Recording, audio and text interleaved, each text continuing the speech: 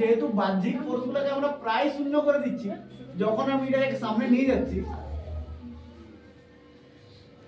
দেখো দেখতে পাচ্ছ আমি ওইদিকে ঠেলেছিলাম, কিন্তু মাচিস কাঠিটা আসছে কোন দিকে, দেখো চুম্বকটা দিকে। এই যে পৃথিবীর সমস্ত বস্তু একে অপরকে আকর্ষণ করে, ঠিক আছে?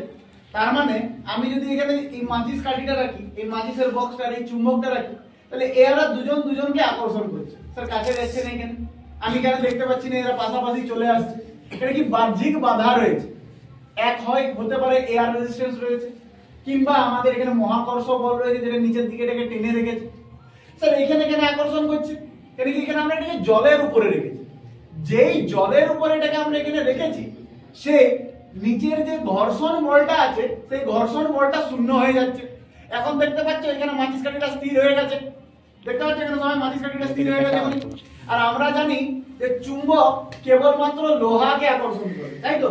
নিউটন বলেছিল যে মহাকর্ষে থাকা প্রতিটি বস্তুকণা পরস্পর পরস্পরকে একটা ফোর্স দ্বারা আকর্ষণ করে। এটার ভ্যালু হচ্ছে তাদের ভরগুলির গুণফল এবং দূরত্বের বর্গের ব্যস্তানুপাতিক। বুঝতে পারা গেছে? ভরগুলির গুণফলের সমানুপাতিক আর দূরত্বের বর্গের ব্যস্তানুপাতিক। তুমি এসে করে দেখো।